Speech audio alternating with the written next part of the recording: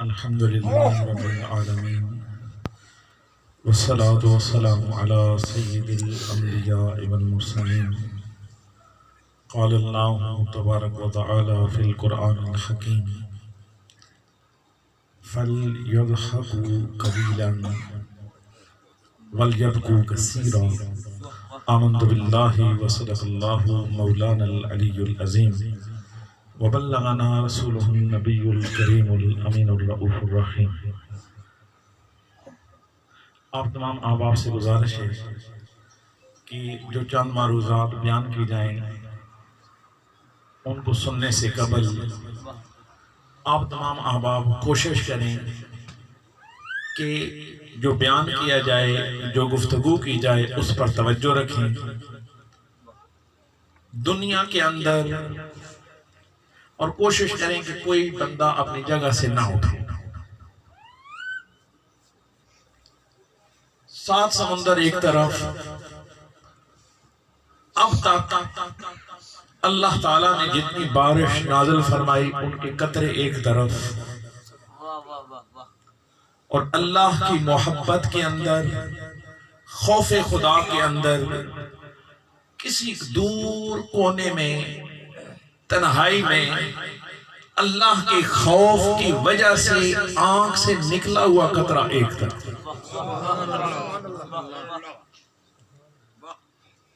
حضرت ابو ہریرہ رضی اللہ تعالیٰ عنہ روایت کرتے ہیں: لا یلجن نار رجل بقاء من خشیت اللہ حتی یعود اللبن فی الدر.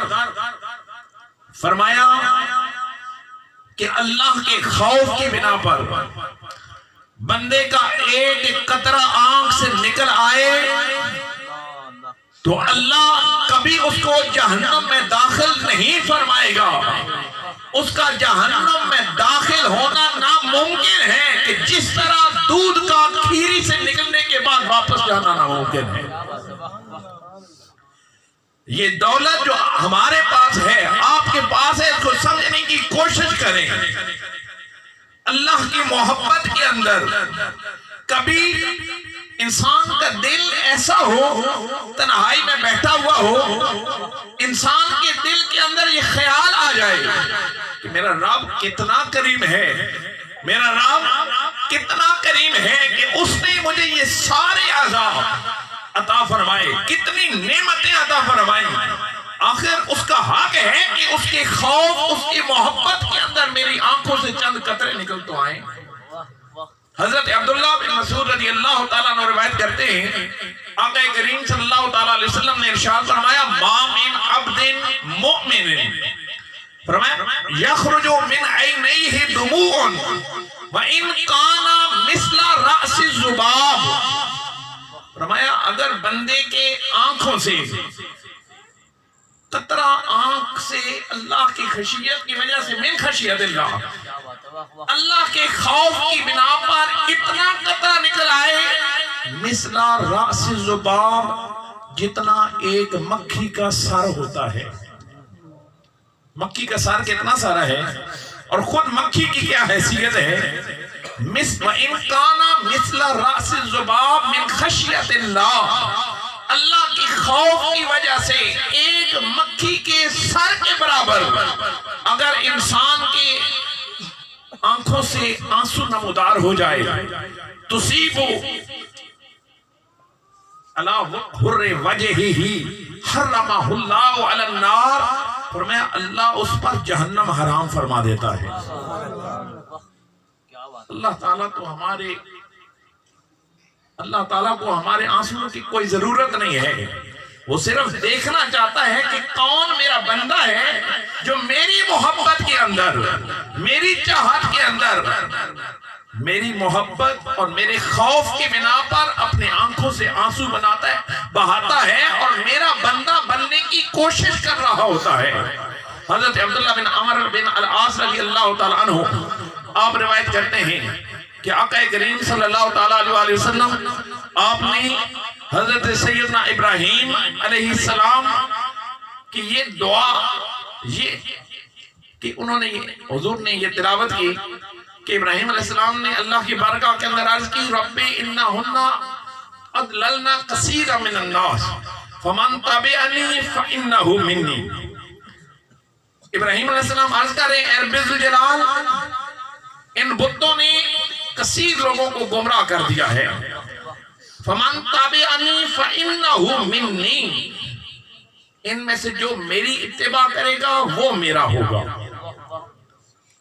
حضرت سیدنا عیسیٰ روح اللہ نبینا علیہ الصلوۃ والسلام دعا کر رہے ہیں عرض کر رہے ہیں رب ذوالجلال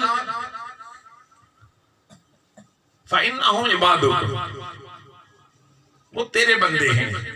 إن تعذبهم فإنهم عبادك اگر تو ان کو عذاب دے اپنی امت کے بارے میں کہیں گے یہ تیرے بندے ہیں.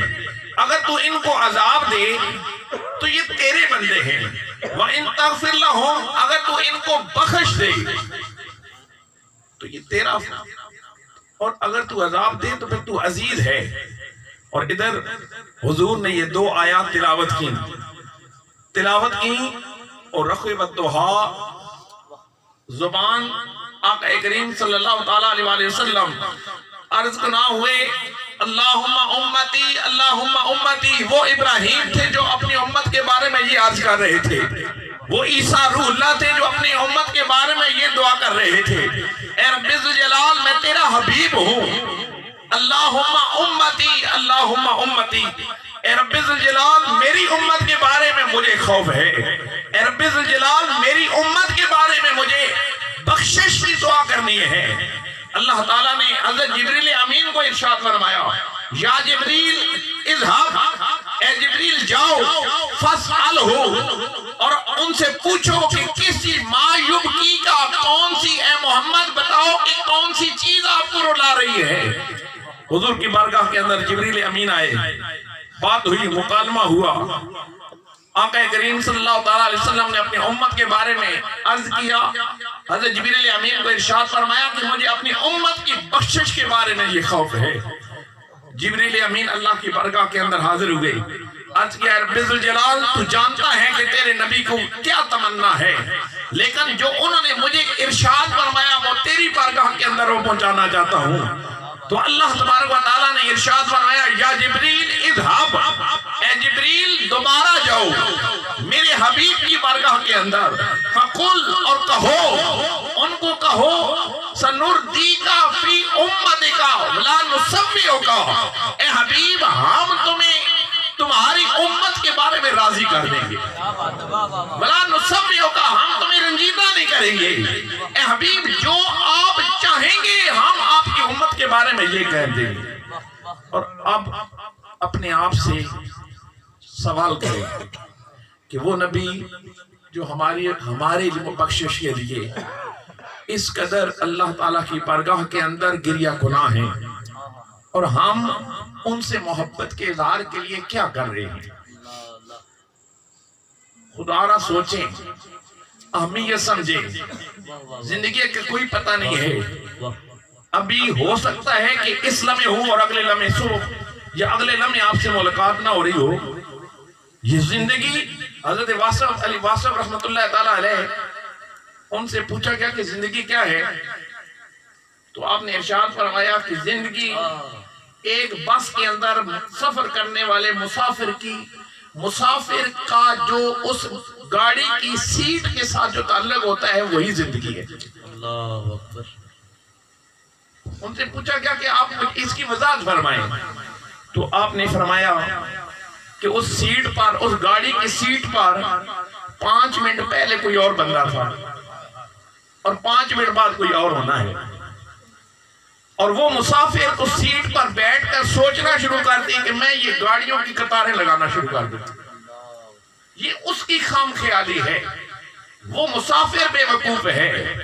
خدا را بے وقوف مسافر نہ بنے. یہ زندگی ہم نہ ہوں گے تو نظام ایسے ہی چلتا رہے گا. ایسے ہی سورج طلوع و غروب ہوتے رہیں گے.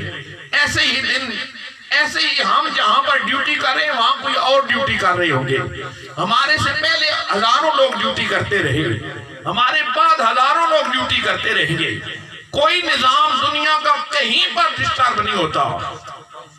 فقط ہمارے لیے کل قبر کے اندر موجود ہونا ہے تو وہاں پر پوچھا گیا حضور اگر حضور قبر کے اندر تشریف لائیں گے، اور حضور نے فقط اتنا پوچھ لیا کہ میں نے تمہیں بتایا تھا کہ نماز میری آنکھوں کی ٹھنڈک ہے، بتاؤ اے میرے امتی تم نے کتنی میری آنکھوں کو ٹھنڈک پہنچائی. وہاں پر ہم کیا کہیں گے کہ یا رسول اللہ میں دن میں 1000 مرتبہ یہ کہتا تھا کہ مجھے آپ سے محبت ہے، میں 1000 مرتبہ یہ کہتا تھا کہ یا رسول اللہ میں آپ پر جان بھی نچھاور کرتا ہوں. حضور نے اگر پوچھا کہ اے امتی بتا صبح فجر کی نماز تمہاری نیند میری محبت تمہیں تمہاری نیند سے بیدار کر سکتی تھی یا نہیں کر سکتی تھی، پھر ہم کیا کہیں گے؟ آج عمل کا وقت ہے. اسی وجہ سے صحابہ کرام کے بارے میں آتا ہے حضور رحمت عالم نور مجسم صلی اللہ تعالیٰ علیہ وسلم نے جو صحابہ کرام کو اہل بیت اطہار کو جو عمل کی بات عمل سے بن رہی ہے. اللہ تعالیٰ نے قرآن مجید کے اندر 1 2 3 نہیں 82 مرتبہ 82 ٹائم 82 مرتبہ اللہ تعالیٰ نے نماز اور زکوٰۃ کا اکٹھے ذکر فرمایا ہے. 82 مرتبہ ذکر فرمایا ہے کہ نماز قائم کرو. اور اللہ تعالیٰ کے کہنے کی ہمارے نزدیک حیثیت کیا ہے؟ زندگی کا کوئی پتہ نہیں ہے. 1600 سال بھی زندگی تھی تو آخر ختم ہو کر رہی، اور ہماری تو زندگی محض 10 20 50 100 سال کی ہے. آج سچی توبہ کریں. میں اپنے آپ سے پہلے کہتا ہوں اور آپ سے بھی درخواست کر رہا ہوں، سچی توبہ کریں. ایک صفحہ لیں، صفحے کے اوپر صبح کے آج کی تاریخ، آج جو 1 اکتوبر ہے وہ تاریخ لکھیں، اپنا حساب خود لگائیں. مہینہ ختم ہو تو مہینے کے ختم کے اوپر 150 نمازیں تو حساب لگائیں. جناب عمر بن خطاب رضی اللہ تعالیٰ عنہ جیسی ہستی اپنے آپ سے اپنا محاسبہ کیا کرتی تھی، اور ہم اس باغ اور کھیت کے مولی ہیں کہ ہم دنیا میں اس قدر مست ہو چکے ہیں کہ آخرت سے بالکل غافل ہیں. اپنا حساب لگائیں. اگر ہم پیسوں کا حساب لگا سکتے ہیں، دنیا کی ساری چیزوں کا حساب لگا سکتے ہیں، تو نماز کا حساب کیوں نہیں لگا سکتے؟ درود کا حساب کیوں نہیں لگا سکتے؟ اپنے آپ سے سوال کریں. اپنے آپ سے میں سوال کرتا ہوں، آپ اپنے آپ سے سوال کرنا سیکھیں. سوال اپنے آپ سے پوچھیں کہ اے بتا، اپنے آپ کو مخاطب کر کے بتا کہ آج کتنی مرتبہ درود پڑھا، آج کتنی نمازیں پڑھی، آج کتنی مرتبہ جھوٹ نفس نے جھوٹ بولنے پر مجبور کیا اور تم بچ گئے، آج کتنی مرتبہ زبان کی لذت کی خاطر غیبت کرنے کا دل چاہا لیکن ساتھ ہی دل کے اندر خیال آیا کہ نہیں، اللہ اور اللہ کے رسول اس بات سے ناراض ہوں گے، تم اس بات کو چھوڑ دو. نامہ اعمال کوئی اور چیز نہیں ہے. اپنا مہینے کے حساب لگائیں، صبح سے لے کر شام تک اپنے اعمال پر ہم نظر رکھیں. جو خود میرا لکھوایا ہوا ہے وہی کل مجھے مل جائے گا. کیا بات ہے، واہ واہ. اللہ تبارک و تعالی عمل صالح کی توفیق عطا فرمائے. وآخر دعوانا الحمدللہ رب العالمین.